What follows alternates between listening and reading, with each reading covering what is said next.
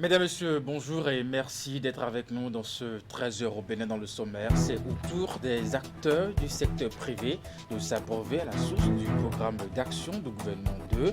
La séance de vulgarisation tenue au Palais des Congrès de Cotonou a été présidée par le ministre d'État chargé de la coordination de l'action gouvernementale.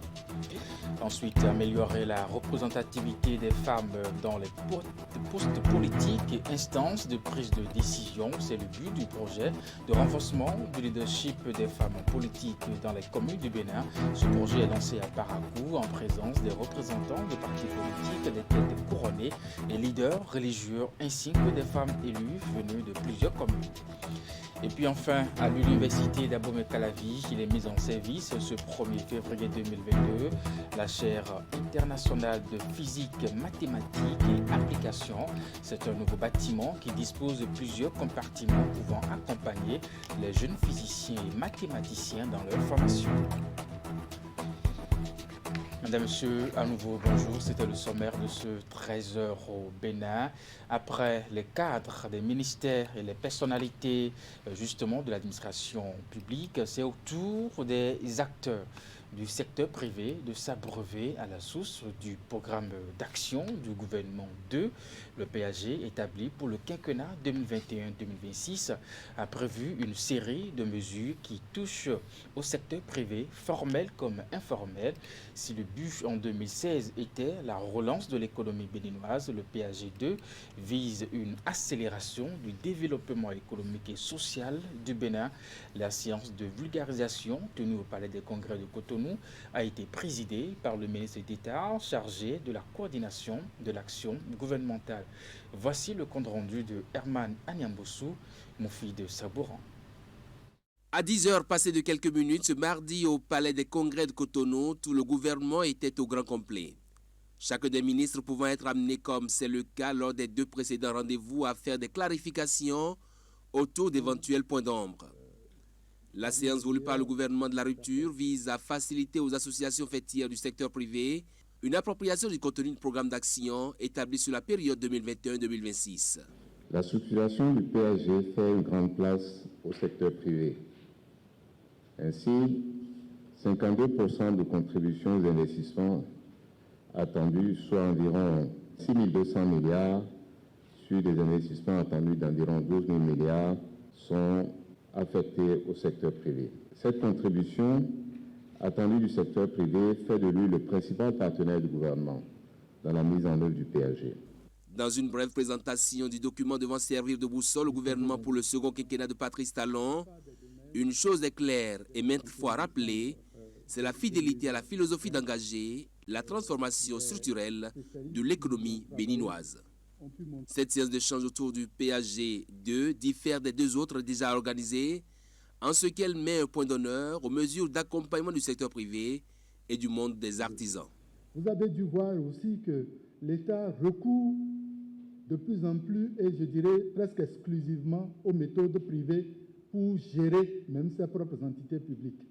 C'est ça qui fait que la plupart donc, des entités productives que nous avons sont mises sous mandat de gestion.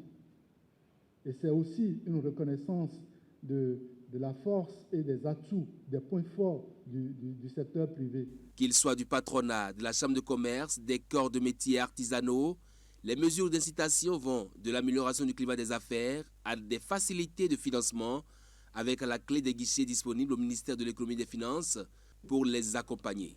Vous avez un gouvernement qui sait ce que c'est que le secteur privé. Il y a peut-être des questions de compréhension, de communication, mais l'autre chose que nous nous engageons à faire également dans les prochaines semaines et mois, c'est de mieux échanger. Je suis sûr que si je vous demande dans la salle, en parlant d'impôts, si depuis 2016, vous avez le sentiment qu'on a créé plus d'impôts ou on en a supprimé, beaucoup vont dire qu'on a créé plus d'impôts. Or, la réalité, c'est que nous avons supprimé 14 prélèvements qui existaient avant 2016. 14 prélèvements ont été supprimés. La séance d'appropriation du PAG2 par le secteur privé prend également en compte les propositions formulées par les acteurs présents. Si le but en 2016 était la relance de l'économie béninoise, le PAG2 projette une accélération du développement économique et social du Bénin. Toute chose possible par l'institutionnalisation souhaitée, continue et régulière du dialogue public-privé. Le niveau d'engagement des chefs religieux et traditionnels du Bénin pour le maintien des filles à l'école est désormais connu. L'atelier de validation du document cartographique contenant les résultats des études dans les communautés a démarré ce mardi. Le projet d'autonomisation des femmes et du dividende démographique au Sahel en a l'initiative sous la coupole du ministère des Affaires sociales et de la microfinance. Melvin Sekmon Aonzo, Rachidi Soubirou et le Richi Gaba pour le point. Cadre politique, membres de Suède, responsables religieux et gardiens de la tradition ont répondu présents à l'atelier de validation du document de cartographie sur la situation de l'éducation des filles. C'est une étude initiée par le projet d'autonomisation des femmes et du dividende démographique au Sahel, Suède. Aux côtés de ces acteurs, le ministère des Affaires sociales et de la microfinance, qui ne ménage aucun effort pour sa mise en œuvre. Cette séance de travail s'inscrit dans le cadre de la lutte contre la discrimination à l'égard des filles et des femmes, leur maintien à l'école et le leadership féminin. Le projet Suède tisse un lien avec ses leaders d'opinion des communautés pour atteindre ses objectifs. L'événement qui nous rassemble aujourd'hui est pour nous d'une très grande importance puisqu'il s'agit de finaliser en passant au peigne fin tout le document qui décrit le réseau des chefs religieux et traditionnels du Bénin, outil essentiel dans l'atteinte des objectifs du projet Suède. Au regard de la qualité des participants et de l'engagement de tous, je reste persuadé que des enseignements pertinents sortiront de nos travaux. Le contenu du projet et les résultats des études menées sont présentés aux participants. Ces derniers ont donc pour mission d'apprécier le document de cartographie et d'en débattre avant de s'engager pour relever avec Suède les défis identifiés. Mesdames et messieurs, chers religieux, vous avez une voix qui porte loin et vous êtes en général respectés dans vos communautés. Vos messages considérés comme divins sont transmis tels quels, sans modification et accueillis à bras ouverts par la congrégation. Vous jouez un rôle important et vous devez chercher à influencer votre communauté en vue d'un changement de comportement à l'égard des filles et des femmes afin de favoriser pour les filles leur maintien à l'école et pour les femmes leur autonomisation socio-économique. Voilà ainsi lancée l'alliance autour du projet d'autonomisation des femmes et du dividende démographique au Sahel. Ensemble, ils porteront plus haut et loin la voix des filles et des femmes pour lutter contre les fléaux comme l'excision, le mariage forcé et précoce, pour ne citer que ceux-là. L'Alliance s'engage aussi à renforcer les capacités en santé sexuelle et reproductive des adolescentes et des jeunes au Bénin. Acteurs de l'élevage et autorités traditionnelles désormais ensemble pour donc renforcer les cadres de concertation et de dialogue entre organisations professionnelles et sociales réunies à Boïcon. Ils sont venus de l'espace CEDEAO et de l'Afrique centrale pour réfléchir aux nouvelles méthodes de conduite de l'élevage. La rencontre sert de cadre à la tenue de l'Assemblée générale constitutive du Haut Conseil des éleveurs, pasteurs de la CEDEAO et de l'Afrique centrale. L'organisation sera chargée, entre autres, de veiller à la promotion d'un pastoralisme pacifié entre États par l'exercice des devoirs et la jouissance des droits des membres. Plus de précisions avec Imet Elena Moussou et Georges Vaudounon. Carrefour d'échange et de réflexion pour quelques jours, le Bénin accueille à Boïcon des acteurs de l'élevage et du pastoralisme venus de l'espace CEDEAO, de l'Afrique centrale et d'ailleurs. Les invités participent aux côtés de leur père béninois à une rencontre d'envergure. Au nom des mesures efficaces pour le développement de l'élevage des ruminants dans la paix et la cohésion sociale, notre organisation envisage de faire contribuer les autorités traditionnelles, encore garants de valeurs morales au sein de la communauté des éleveurs. C'est en somme ce qui justifie l'initiative de la présente Assemblée générale qui débouchera sur la mise en place au sein des pays de la CEDEAO et de l'Afrique centrale d'un haut conseil constitué d'associations des acteurs que nous appelons les Waldé, les Rouga, les Garceaux, les Lamé et aussi des différentes organisations pasteurs. À travers diverses communications, les participants vont discuter de la situation du pastoralisme en Afrique et au Sahel en vue de définir de nouvelles orientations stratégiques. En plus de l'adoption d'un plan d'action triennal de l'organisation naissante, bien d'autres sujets seront abordés. L'option de la sédentarisation faite par le Bénin est inscrite au menu des discussions. L'implication des chefferies traditionnelles et autres acteurs clés dans la gestion des conflits entre agriculteurs et éleveurs sous d'autres cieux a été concluante. À Boïcon, nationaux et étrangers intervenant dans le secteur partageront également les expériences. Beaucoup sont venus pour voir l'expérience du Bénin. Ils ont appris que le Bénin est en train de mettre en place la sédentarisation et que c'est quelque chose qui peut diminuer beaucoup les conflits entre agriculteurs et éleveurs. Et ça va permettre aux éleveurs d'être sur place et bien nourrir leurs animaux. Parce que en mettant en place les structures de concertation entre les acteurs de l'élevage des ruminants, vous avez pensé et défendu vos convictions tout en restant à l'écoute des autres. De vos propositions et vos pensées communes vont naître des intérêts communs et un destin en partage pour le développement de l'élevage. Conduite par l'ANOPER, l'Association nationale des organisations professionnelles des éleveurs ruminants, l'initiative de cette Assemblée générale constitutive du Haut Conseil des éleveurs pasteurs de la CEDEAO et de l'Afrique centrale est soutenue par le gouvernement et bien d'autres partenaires. Outre les efforts de restructuration ayant conduit à la construction d'infrastructures agro-pastorales, l'amélioration de la santé animale et surtout l'adoption du code pastoral, l'autorité centrale attend de ces assises des propositions assez claires et opérationnelles. De quoi impulser une nouvelle dynamique au secteur, a martelé la représentante du ministre de l'Agriculture, de l'Élevage et de la Pêche. Et pendant ce temps, à Parakou, il faut améliorer la représentativité des femmes dans les postes politiques et instances de prise de décision. C'est le but du projet de renforcement du leadership des femmes en politique dans les communes du Bénin. Un projet de l'ambassade des Pays-Bas au Bénin lancé ce mardi à Parakou par le secrétaire général de la préfecture du Borgo. La cérémonie de lancement s'est déroulée en présence des représentants des partis politiques et des têtes couronnées et des leaders religieux ainsi que des femmes élues venues de plusieurs communes du Bénin. Reportage. Porté par le consortium Institut néerlandaise pour la démocratie multipartite, l'Institut pour la gouvernance démocratique et CAR international Bénin-Togo, le projet est mis en œuvre dans 45 communes reparties dans les 12 départements du Bénin pour un budget de 800 millions de francs CFA, entièrement financé par l'ambassade des Pays-Bas. D'une durée de 4 ans, il vise à renforcer le leadership des femmes en politique au niveau local, les dernières élections communales ayant mis en évidence la faible représentativité des femmes dans les instances de prise de décision. Au cours de ces échéances, seulement 78 femmes ont été élues conseillères sur un total de 1815, soit un pourcentage de 4,29%. Seulement 3 femmes ont été élus maires sur un total de 77 maires au Bénin.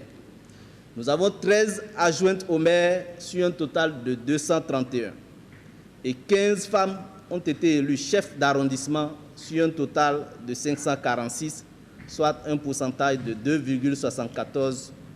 Les causes de ce sombre tableau sont nombreuses. Les travaux scientifiques existants mettent l'accent beaucoup plus sur les obstacles socio-culturels basés sur les stéréotypes et préjugés au sein de la société béninoise, ainsi que les entraves économiques et politiques. Mais le projet PRLFP compte impulser une nouvelle ère pour les dynamiques politiques locales au Bénin. Oui, nous avons besoin d'actions qui soutiennent les femmes élues et qui soutiennent celles qui aspirent à prendre des responsabilités politiques.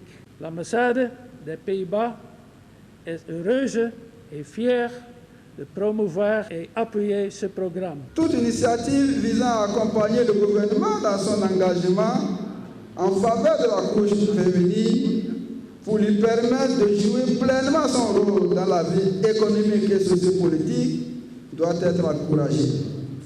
C'est pourquoi j'apprécie à sa juste valeur le présent projet qui vient à point nommé. À l'arrivée, 1455 bénéficiaires directs seront impactés par le projet, avec en ligne de mire les élections générales de 2026. Ce projet viendra appuyer non seulement les femmes qui sont en exercice, mais également les femmes qui sont cachées dans l'obscurité, qui ne veulent pas se faire voir, ou bien qui se donnent lors des élections, mais qui ne sont pas positionnés. Des sentiments de joie, d'autant plus que ce projet vient renforcer l'existant en matière de renforcement du leadership des femmes. Et nous espérons que d'ici la fin de ce projet, nous aurons plus de femmes dans nos instances de prise de décision. Oui, il y aura plus de représentativité des femmes. Et parce que surtout le projet veut collaborer avec les partis politiques. Pour la réussite de sa mission, le consortium s'engage à travailler avec toutes les parties prenantes. D'ailleurs, selon son coordonnateur, le projet complète et consolide les précédentes interventions en matière de leadership politique des femmes au Bénin. Lokossa et Bopa, deux communes de la 18e circonscription électorale, viennent de présenter le vœu au président du cadre de concertation des jeunes Laurent Zomaï. C'était à la faveur d'une cérémonie organisée à Lokossa et à Lobogor. Et voici le compte rendu. Un homme est ici célébré. Son nom, Laurent Zomaï. En organisant cette réjouissance de Lokossa, ses amis et sympathisants, membres de structures soutenant ses actions, notamment le Fan Club Laurent Zomaï, ont voulu à leur tour sacrifier à la tradition pour lui formuler leurs vœux. L'événement qui nous réunit ce jour, dimanche 30 janvier 2022, s'inscrit dans le cadre de la cérémonie de présentation de vœux au président Laurent Zomaï. À l'image de Lokossa, d'autres amis et sympathisants réunis sous le nom Les Amis de Laurent Zomaï de la commune de Bopa ont aussi sacrifié à cette tradition à Lobogor, mais dans l'après-midi. Vous savez, j'ai beaucoup adhéré à la vision du président Laurent Zomaï parce que quand on est jeune, il faut oser et on ne peut pas tout le temps se laisser gouverner. Je remercie tout le monde. J'exhorte également mes pères jeunes à être derrière lui et l'avenir sera meilleur. Laurent Zomaï est un opérateur économique et jeune leader politique de la 18e circonscription électorale que composent les communes de Lokossa, Bopa et Royagbe. Conseiller communal à Lokossa, il est le président du cadre de concertation des jeunes, CCJ. Pour lui, les différents témoignages de son leadership issus de ces différentes cérémonies l'obligent à poursuivre son élan et à aller plus loin. Les fans m'ont encore épaté ce soir. C'était courageux. Vous venez d'en compléter davantage. Vous venez de me montrer que je peux encore. Je vous rassure qu'on ira. Merci, chers fans, pour le cadeau de ce matin. En guise de remerciement et d'encouragement, Laurent Zomaï a reçu de ses amis et sympathisants des cadeaux, un tableau et une clé. Avec ça, tu vas ouvrir toutes les portes que tu vas frapper cette. Malgré tout, pour ne rien laisser, nous tenons. Et ma prière est que tous les fans ici présents tiennent. Et par la grâce de Dieu, vous tiendrez. Cette ténacité fera de nous notre réussite. De vibrants hommages ont été rendus à Feu Nestor Wadani pour tout ce qu'il a apporté à la jeunesse de la 18e circonscription électorale durant son séjour terrestre.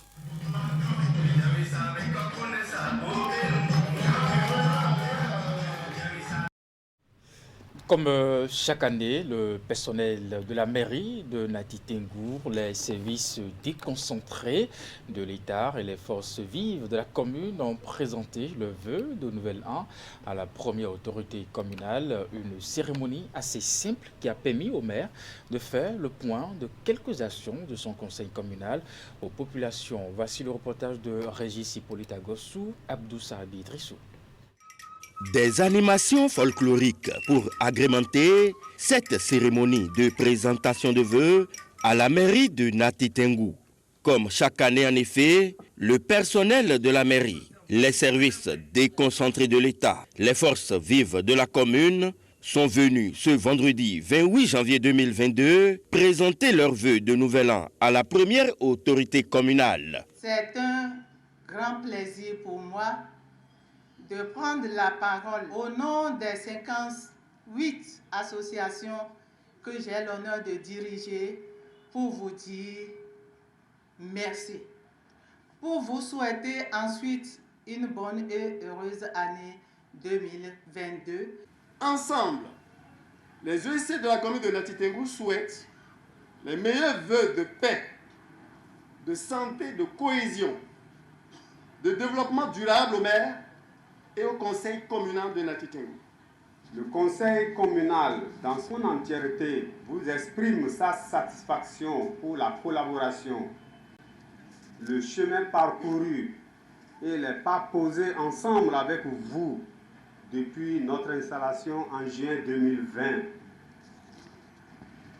Le Conseil est en effet satisfait parce que l'ambiance qui caractérise nos échanges lors des tenues des sessions est dans l'ensemble toujours empreinte de convivialité, de fraternité, de respect mutuel et de consensus.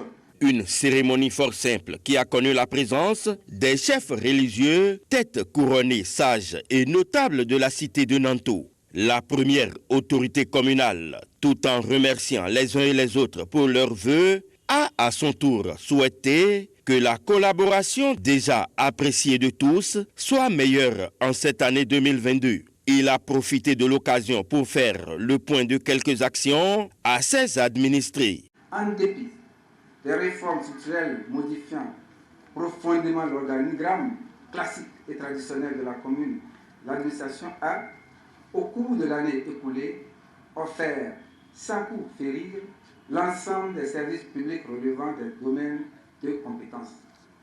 Nous avons installé au centre des jeunes et loisirs de Nati Tengu un centre cyber communautaire.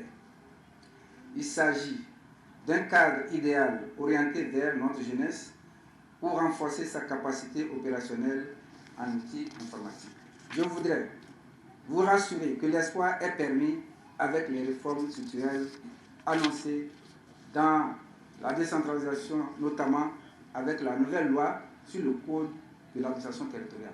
Pour les chefs services déconcentrés invités à cette cérémonie, l'initiative est allouée. Vous avez entendu les discours qui ont été prononcés.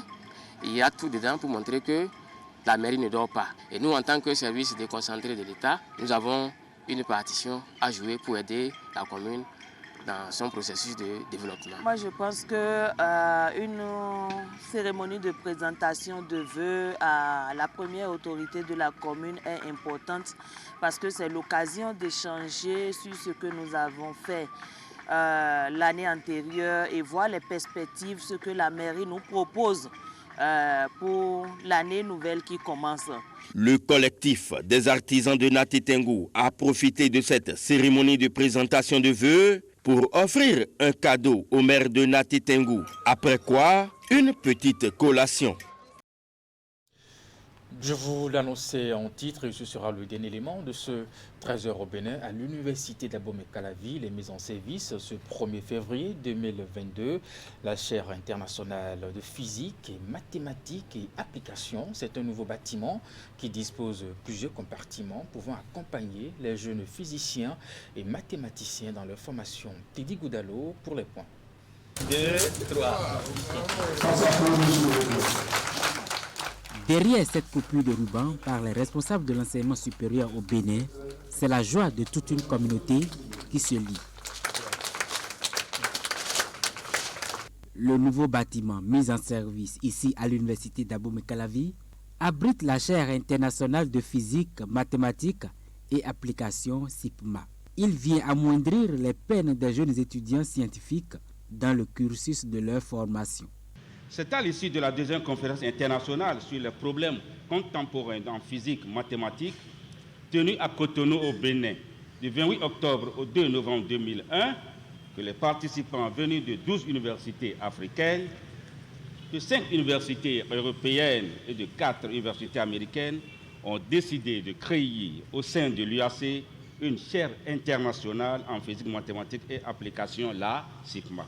La CIPMA est un cadre permanent d'échange des résultats issus des travaux de recherche, lesquels échanges devront inciter la jeune génération de physiciens et mathématiciens à une émulation en vue d'un développement technologique en Afrique, particulièrement au Bénin. Cet immeuble est réalisé dans les règles de l'art et le bâtiment contient au total 32 bureaux, 2 grandes salles de cours, 3 salles moyennes de cours, une bibliothèque, une salle de réunion, 2 blocs de toilettes et un hall par niveau, un grand hall découverte au 3e étage et 2 parkings en rez-de-chaussée comme vous pouvez le voir.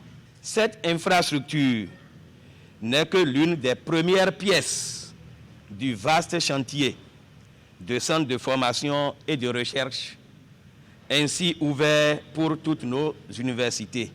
Avec ces 5 formations multi-universitaires, la CIPMA a déjà produit à ce jour 229 titulaires de master et 68 docteurs. Elle a également à son compteur plus de 300 publications scientifiques dans les revues internationales indexées et abstractées.